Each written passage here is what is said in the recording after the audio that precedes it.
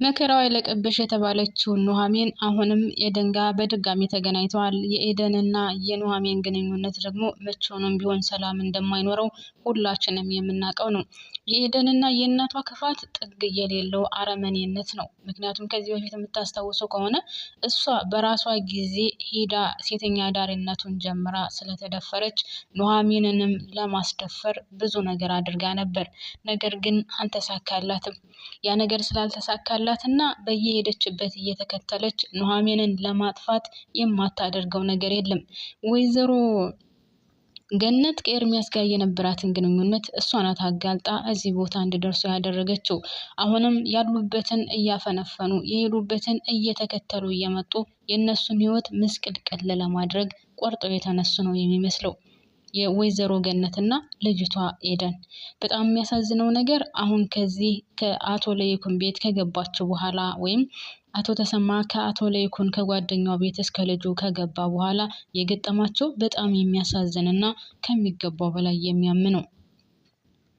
ለምን ካላችሁኝ አንደኛ ደረጃ ወይዘሮ ዝናሽ የተቀበለቻቸው አቀባበል ከሚገባው በላይ የሚያስጠላና የሚሸክክ ነው። ባይበላ ፈር ቢበላ የሚያስብል እውነት አንዳንድ ጊዜ ከሀብታም ቤት ባይከድ ጥንቅር ብሎ ቢቀር ባይበላ አፈር ቢበላ ይሻላል። በተለይ እንደ ወይዘሮ ዝናሽ አይነት ሴት በስመ አብ የሰው ንቀቷ ሳይሆን እንዴት አባቷ እንደምትናገር እውነት ግን በዚህች ምድር ላይ እንደዚህ አይነት ሴቶች አሉ ማለት እንደዚህ አይነት ሀብታሞች አሉ። በጣም ነው የሚስጠላው። በስመ አብ ወወልድ ወመንፈስ ቅዱስ እንጃ በጣም ከባድ ነው። ማለት ገንዘብ እኮ ይሄዳል ይመጣል። ነገ ጧት ምን እንደሚፈጠር አያውቅም አይታወቅም። ወይዘሮ ዝናሽ ግን በፍጹም ይሄን ነገር አታስበውም። እኔ እንደዚህ ከሆነ እግዚአብሔርን እኔ ድሃ ሆኜ ብቀር ይሻለኛል። እውነት ገንዘብ አሳሳች ነው። ገንዘብ ሳትፈልጉ የማትፈልጉትን ነገር ያስደርጋችኋልና አሁንም ወይዘሮ ዝናሽ እያደረገችው ያለችው እንደዛ ነው። ምክንያቱም አልቸገራትም፣ አላጣችም። ዱባይ ስትፈልግ ዱባይ ትሄዳለች። እዚሁ ሀገር ውስጥም ቢሆን የፈለገችበት ቦታ ትሄዳለች፣ የፈለገችውን ነገር ታደርጋለች።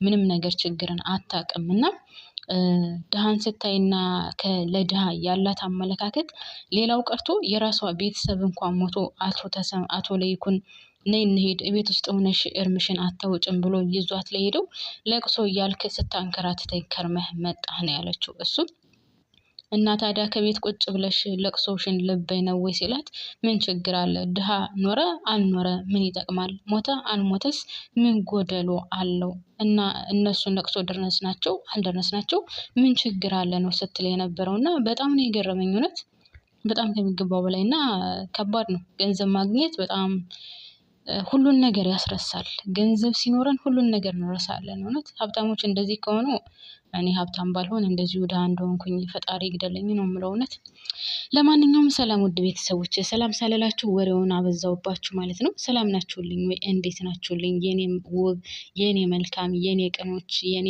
መልካሞች ማለት ነው። በያላችሁበት የዓለም ዳርቻ ሰላማችሁ ብዝዝት ትርፍርፍ ይበልልኝ።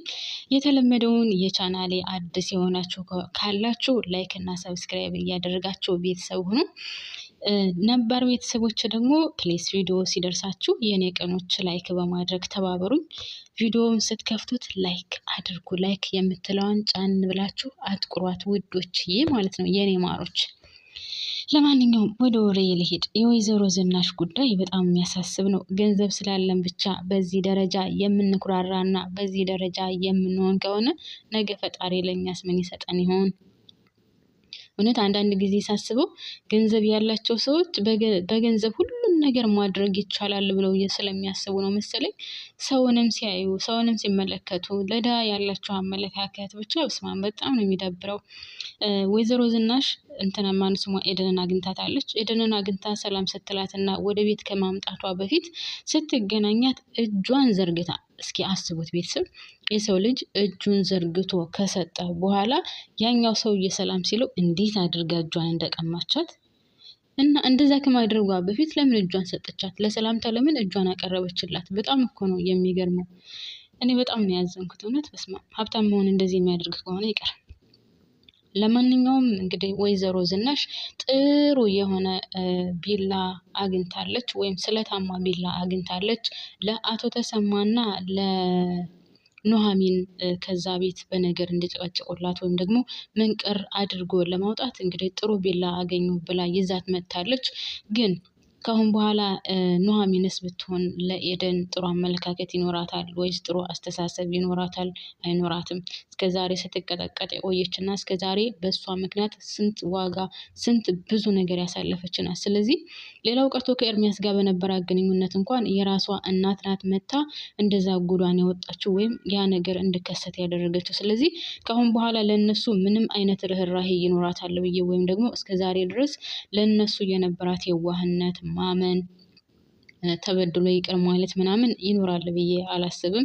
እንደውም ኤደን ገና ከመምጣቷ ነገር ስትጀምር ኑሐሚን በጥፊ ነው ያለቻትና ከአሁን በኋላ ለማንም እንደማትመለስና ምንም ቢፈጠር እንደማትፈራ ነገሮችን መጋፈጥ እንደምትችል ነው እንግዲህ ስትነግራት የነበረው ማለት ነው። እንግዲህ ኤደንም አሳይሻለሁ እንኳንም ካጠገብሽ ሆንኩኝ እንጂ እጫወትብሻለሁ አንቺን ለመጉዳት የማላደርገው ነገር የለም እያለች እየፎከረችባት እየዛተችባትም ነበር። እንግዲህ ኤደን ከአቶ ለይኩን ፊትም መልካምና ጥሩ መስላ ለመቅረብ ሞክራለች። ለአቶ ተሰማ ልጅ እንደነበረች ህፃን ልጅ እያለች ከነሱ ቤት ይመጣ እንደነበረ ምናምን ለሱም እየነገረችው ነበር። አቶ ተሰማን በትንሹም ቢሆን ማለት አቶ ለይኩን በትንሹም ቢሆን አስታውሷታል እና አንቺ አድገሽ ነው ማለት ነው ምናምን እያላት ነበር። እና ሰራተኛ በመሆኗ ራሱ በጣም ደንቆታል። እናትሽ የት ነው ያለችው ሲላት እናቴም ያው ጎዳና ወጥታለች ምናምን ያለችው። እና እንግዲህ አቶ ለይኩን የሚያውቀው አቶ ተሰማ እንደበደላቸው ምናምን ነው። ነገር ግን እነሱ ያደረጉትን ወይም ደግሞ እነሱ የፈጸሙትን ገና በደንብ የተረዳ አይመስለኝም። ለማንኛውም አሁን ወይዘሮ ዝናሽ ኤደን ከዛ ቤት በመምጣቷ በጣም ከሚገባው በላይ ደስተኛ ናት። ምክንያቱም የምትፈልገውን ነገር ስለምታደርግላት። በሌላ በኩል እንግዲህ ናሆም ከአምራን ጋር ተገናኝቶ ነበር። ያው እንደማይፈልጋትና በፍጹም ከሷ ጋር መሆን እንደማይችል እንደውም ኑሐሚን ሊያገባ እንደፈለገ ምናምን ሲነግራት በጣም ተበሳጭታና ተናዳ ፖርሷን እንኳን መሬት ለመሬት እየጎተተች ስትሄድ ኤርሚያስ ከኋላ ያያትና ይጠራታል። ምን ሆነሽ ነው? እርግጠኛ ነኝ ከዚህ እኔን ከማግኘትሽ በፊት ከናሆም ጋር ነበርሽ አይደል ሲላት፣ እሺ ምን ፈለክ ቀጥል ነበር ያለችው። ለማንኛውም በጣም ተናድሻል ምን ሆነሽ ነው ብሎ ሲጠይቃት ያው ከናሆም ጋር ስለነበራት ግንኙነት ምናምን ያው ስላወቀ እሱም እናም ለምን እንደዛ ታደርጊያለሽ? ለምንስ እንደዚህ ትሆኛለሽ? በነገራችን ላይ ኑሐሚን መጉዳት እፈልጋለሁ ስትል እኔ ኑሐሚን እንድትጎዳ አልፈልግም ብሏታል። ኤርሚያስ ኑሐሚን እንድትጎዳ አይፈልግም። ነገር ግን ደግሞ እየሆነ ያለው ነገር አሳስቦታል። ስለዚህ አሁን ምን አስበዋል? እንደዛ ከሆነ ለምን ያንተንና የኑሐሚን ግንኙነት ተናግረን የሁለታቸው ግንኙነት እንዳቆም አናደርገውም ስትለው፣ እንደዛማ ከሆነ እኔን ከቤት ያስወጡኛል ሲላት፣ እሺ እንደዛ ካልሆነ ኑሐሚን ከወንድ ጋር እንዳደረች እናደርግ ስትለው፣ ኤርሚያስ ደግሞ ይህን ነገር አይፈልግም። ገብቷችኋል? ኑሐሚን ከሌላ ወንድ ጋር እንድትታይ በፍጹም ስለማይፈልግ ስለዚህ እንደዛ መሆን የለበትም። ማድረግ ያለብን እንደውም ናሆም ከሌላ ሴት ጋር ተኝቶ እንደነበር ማሳየት አለብን ተባብለው ይማከራሉ። እንግዲህ ትልቅየው ሀሳባቸው ምንድነው? ሰራተኛ አምጪ ቆንጆ የሆነች ወይም ደግሞ ለናሆም ትማርካለች ያልሻትን ሰራተኛ አምጪ ይላታል።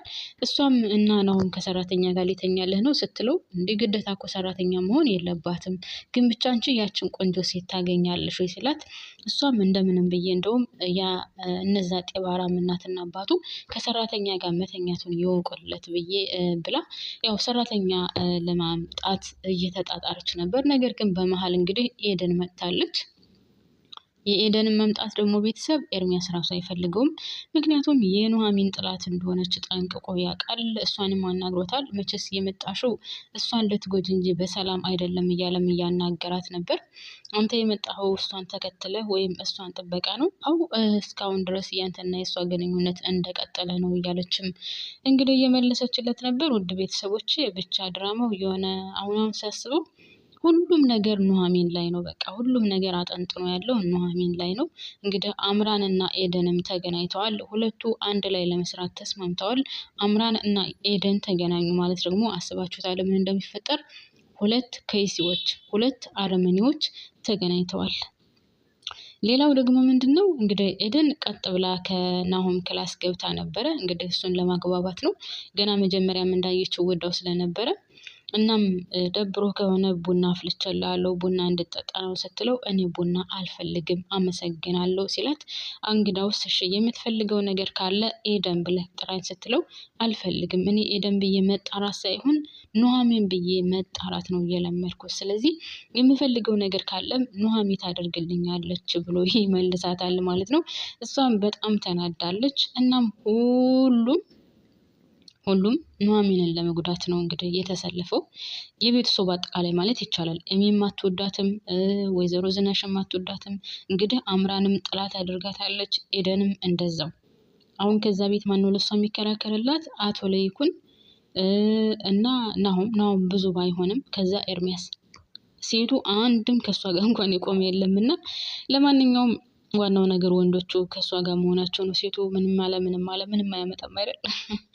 ወንዶች እኔ እዚህ ላይ ያበቃለሁ። ከልብ ነው የማመሰግነው አብራችሁን ስለቆያችሁ።